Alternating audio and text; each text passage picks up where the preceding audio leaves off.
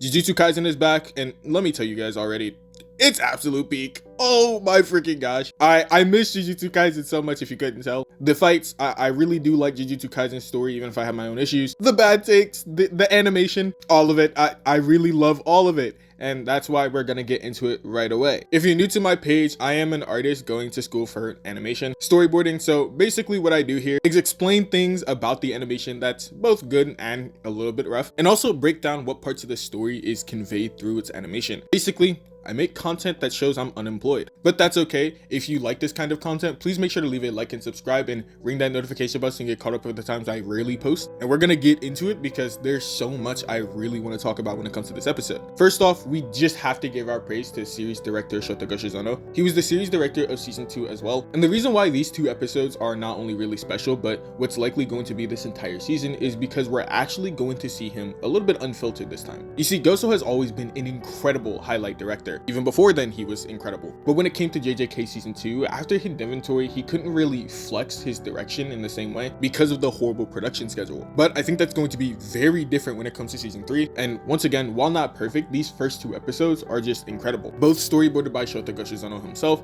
with the first episode actually directed by him, which is really nice because it allows the series director himself to really lay out the vision for the series, which is something you see typically when it comes to first episodes of anime. The immediate thing that stuck out to me when it came to these very early parts of this episode was not only how incredibly good things like the lighting and how everything was laid out were, with these incredibly spacious shots and the incredible depiction of depth, but also how much can be conveyed to the audience with very subtle animation. Take this very beginning scene, for example. Not much movement with Yuji though. This shot lingers for a really long time, but still so much can be conveyed with just shots like these. Background that's slowly zooming in with this constant hand washing with subtle animation. Same thing with this Zenin clan scene. Again, very subtle amounts of animation. Some of it kind of melting a bit, but things will always be visually interesting with incredible use of perspectives, the lighting that's shaking around from Jinichi's punch, and these strong drawings, giving the audience something good to look at even when the animation isn't really doing much. There's also something we saw in the very first episode of season 2 as well, having shots that lingered on a single background, for example, while characters walked across it, multiple seconds of characters in chibi designs, just stuff like that. You see this in the very beginning portion where the animation from Takafumi Mitani has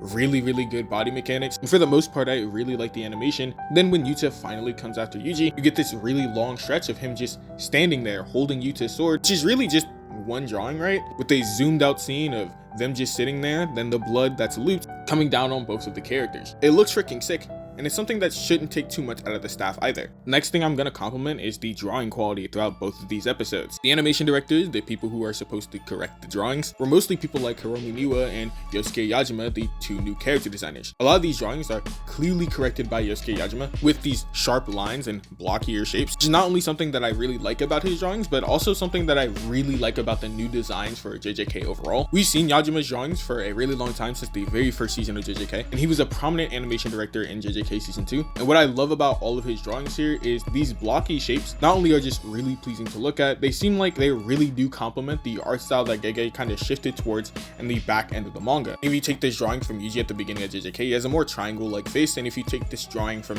near the end, it's not like that. And it seems like Yajima kind of adapts that style in the best way possible. In judging from the trailer, it seems like he's going to be all over the season, even more than he was for season 2, for example. I really like this next scene that he corrects as well. One, the art direction is just absolutely gorgeous. That red background is just wow. Then the Yuji drawing that follows up, I just can't. It's one of my favorite drawings in the entire show. Being covered in red does really fit with the whole blood on my hands that they constantly showed in this episode, or the Sukuna looming over him or constantly being around him. You next get this incredible scene from animator Masahiro Tokumaru. If you don't know this name, you've definitely seen some of his work where they're seeing some really good sequences in Vivi, or if you've seen this Mappa baseball anime called Oblivion Battery, he was also really good when it comes to his animation there, and directed what is the best looking episode of the show. His stuff has a lot of volume to it, to the point where some people mistake it for 3D, and I don't blame you. It's very likely that he also has some 3D assistance with his work as well. And yeah, the realistic movements of Yuji while you have the never stop moving cursed spirits chasing after him, incredible stuff. This cursed spirit takes Yuji throughout an entire CGI background that was, yes, 100% modeled for this specific scene. And what I really like is not only just the creativity of having things like the blood fly to the camera, or Yuji taking a tooth out to stop his momentum, which which is also perfect for directing the viewer in the next scene. But also it's really nice to see how far Jujutsu Kaisen has come when it comes to their 3D integration and their 3D backgrounds. Compare a scene like this to JJK season 1, where the 3D backgrounds were awful and it's just a night and day difference. I will say I do have a bit of a problem with how the cuts lead into each other. It's a bit awkward, and it is something that happens quite frequently with this episode. The episode is not bad, obviously, but it isn't perfect, and these things are something that is going to be brought up later on in this video as well. But beyond that, look at all the different curses that are on the screen at once that all run in their own unique way with a depiction of scale, an incredible volume. The animator survival skit just gotta have Tokamaru's name in it at this point. Half that book is walk and run cycles anyways. Tokamaru's sequence ends with this shot being in all one as all of them get headshotted, and some really nice liquid blood animation from him with some, once again, incredible drawings likely done by Yosuke Yajima. I also find it hilarious how Naoya just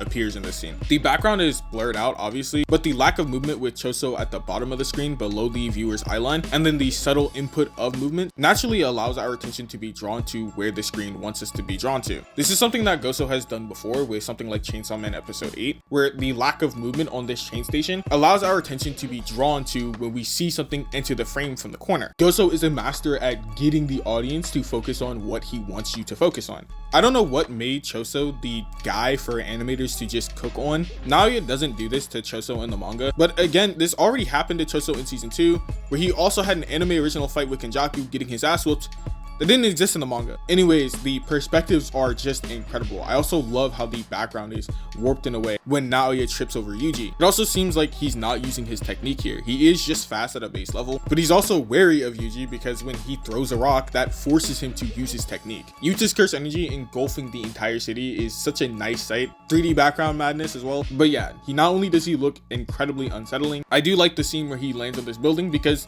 you very clearly see Shinjaku Kosuma's iconic effects animations. However, when the Yuji versus Yuta fight starts, not my cup of tea. This is opinions, but I will point out criticisms I have with this fight, which lead to me not really liking it that much. There's a lot of jank in the fight, as well as things that don't really make too much sense. On a general list of janky stuff in this fight, or just awkward moments, things like Yuji and Yuta running down the street, this perspective is kind of odd. A lot of the awkward cuts when Yuji is dodging Yuta's sword, with lack of momentum and energy carried from one cut to another. This very odd tumble that Yuji does, where in addition to flying out the window, he also gets kicked by air for some reason, and there's a lot of melt. The really fast quick cuts when Yuji has this knife that doesn't really give us much time to focus on what's going on with the choreography. The Rike hand coming from the right side of the screen, but Yuji being grabbed on the left side in the next shot. Rike's arm changing colors mid-scene, and Yuji's blood when he gets stabbed being inconsistent are just some of the issues I have with this fight. Any one of these on their own, I would have kind of just brushed past it. I would have probably mentioned it still, but not really to the same degree. But having a lot of these in this fight definitely drags my opinion of the fight downward. I will say it's not all bad. I did like a bit of the choreography in the movie theater. The part where Yuji flips over the car and jumps through the car, that's completely 2D hand drawn with the 2D background, with Yuta jumping on top of the car and coming down with a really powerful strike. All those are really nice, as well as things like the drawings and the colors that are used. I have to give praise to animator Takafumi Mitani as well for the sheer quantity of animation that he did in this part. But while I can give praise, I do have another really big criticism, and that's the beginning part of the episode not really making sense. This part where Yuji is running away, getting thrown through this building by this curse, is also in the middle of him being chased down by Yuta. You can tell because the colors of the background are the exact same for when Yuji is fighting Yuta, and the cut from Choso directly leads back to the Yuta fight that we saw at the beginning of the episode. So my question is, how did he get that far from Yuta? Yuta was right on his ass in both the anime and the manga, so we have no context on how this distance was made in the first place. And why does he feel like it's okay when he's literally running for his life at this point to slowly walk in a house and snatch energy bars off of a table, or Yuta to just walk inside of a house? If you get what I mean. This scene cannot appear in the scene before when Yuji is killing curses, because the background colors and the art direction don't match that scene. So we have the context that this is after. No, just some odd stuff. Another thing I really liked was this Naoya versus Choso scene, because my goodness. The distorted Shinya Ohira-like drawings, the corrections from Yosuke Yajima, the cuts leading from one cut to another perfectly, the warped background, it's all so good. I love the yellow as well, which is something I usually don't like, but it doesn't really get in the way of the animation at all and works really well. We also get some solid bits of character acting, so that's pretty neat as well. My final bit of not really liking a scene has to be Keiichiro Watanabe sequence, which is when Choso summons this ridiculous amount of blood. Personally, there's a lot of things I don't like. How the red just completely overshadows the scene, some of the close-up drawings that we linger on for a bit, or the very unnecessary blur that is added onto Naoya. It's one of those scenes I can acknowledge that is really well animated, but something I just don't like. In terms of preference, I much prefer how other sequences by Watanabe, like Toji versus Dagon or Gojo versus Toji, and others were executed much more than this. It's okay because the final Choso supernova sequence is incredible. Again, more Yajimaing all over the screen, but also that the black and white still keeps the line work perfectly highlighted as well. You see all those juicy details, just really creative stuff overall. Now that I've mentioned colors a lot,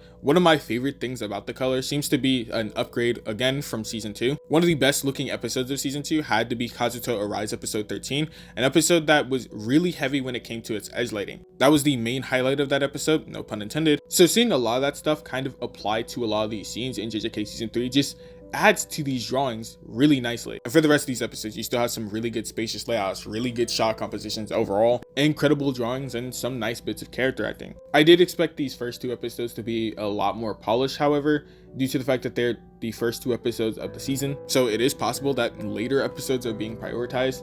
Actually probable, but I can still say I really like these episodes. I'm not gonna say I didn't, even if I did have a lot of criticisms without the season started. Still much higher than most anime should expect from a TV anime production, and overall I still think it's one of the best looking episodes of JJK. Also the highlight episodes are just going to be extremely good, I can tell. So don't take me giving criticisms as me saying that this season is bad, or the animators don't know what they're doing, etc., because that's just not true. In any case, I'd like to know what you guys think of the episode overall in the comment section. Please be respectful and have a fantastic day.